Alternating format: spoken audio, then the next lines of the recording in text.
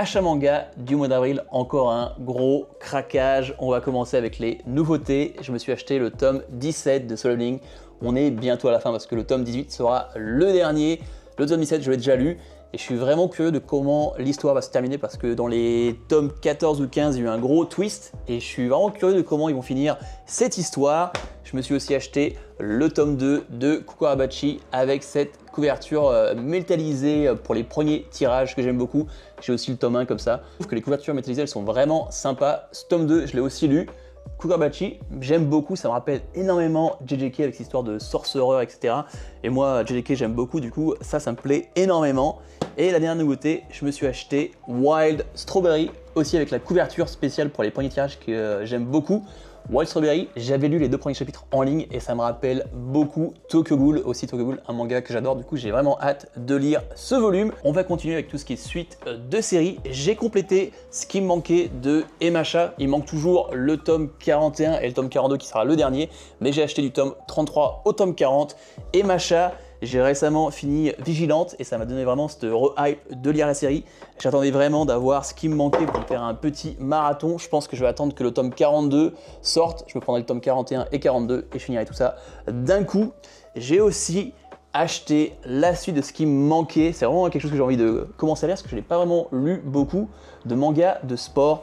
Et je me suis acheté ce qui me manquait du tome 20 au tome 37 si je me trompe, de High Shield 21. J'ai jamais vraiment lu de manga de sport, j'en ai beaucoup regardé, que ce soit Blue Lock, Awashi et même à l'ancienne Captain Tsubasa. Mais voilà, tout ce qui est manga de sport, j'ai envie de découvrir tout ça cette année. Dites-moi dans les commentaires d'autres recommandations de manga de sport que je dois absolument lire, ou même si vous avez déjà lu High Shield 21, votre retour sur la série.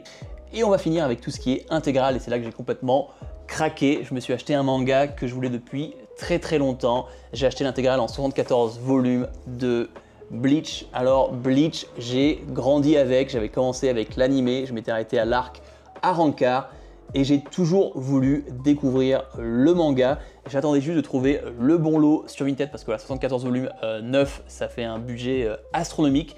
J'attendais de trouver un bon lot, je l'ai trouvé et qu'est-ce que je suis content parce que voilà, Bleach, j'avais adoré pendant ma jeunesse et j'ai vraiment hâte de découvrir le manga parce que l'animé était vraiment cool, mais je me demande avec le manga, est-ce qu'il y a un peu moins de censure vu que l'animé commence à être vieux maintenant. J'ai vraiment hâte de lire Bleach, franchement je suis super content. L'autre gros craquage de cet achat manga, c'est l'intégrale en 34 volumes de Coq de combat, à ne pas confondre avec Rooster Fighter, le manga de poulet. Là on est sur un manga pour un public averti parce que si je me trompe, au tout début du manga, le perso principal tue ses parents, se retrouve en prison et vit l'enfer, et pour essayer de survivre, il va apprendre à se défendre, il va apprendre le kung-fu, le karaté. C'est vraiment un manga pour public averti où il se passe des choses très dark. Je suis vraiment curieux de lire ce manga parce que j'ai entendu vraiment des avis mitigés sur la série.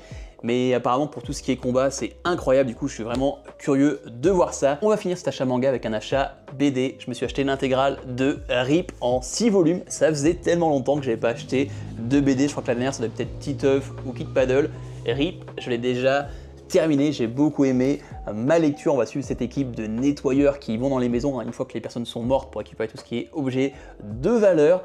C'est une histoire entremêlée où on va les suivre sur une journée et chaque volume se base sur une personne et le tome suivant sur une autre personne où on va passer la même journée mais avec un point de vue différent. C'est très bon, ça me rappelle énormément le film Snatch. J'aime beaucoup ce style de récit, d'histoire entremêlée où on a cette trame principale mais sur chaque tome on se focus sur un personnage, sur son histoire, ce qui se passe entre ce fameux jour, et puis dans le tome suivant on se focus sur un autre personnage, on en apprend un peu plus sur la trame. Franchement, RIP, pendant ta lecture, tu sais pas où ça va te mener et franchement, à partir du tome, je crois que c'est le tome 2 ou tome 3, il y a une grosse révélation et là tu es en mode mais ça va partir dans quel sens? Franchement, ce récit, il m'a vraiment tenu jusqu'à la fin, j'ai beaucoup aimé. On en reparlera plus sur un bilan lecture top flop. Sur ce, c'est la fin de la vidéo. Comme d'hab, n'oublie pas d'aimer, de commenter, ça donne vraiment de la force. Abonne-toi à la chaîne si ce n'est pas encore fait. Aussi, suis-moi sur Instagram parce qu'en ce moment, je suis vraiment actif dessus. Je vous poste chaque jour mes lectures, etc. Donc voilà, follow-moi sur Instagram.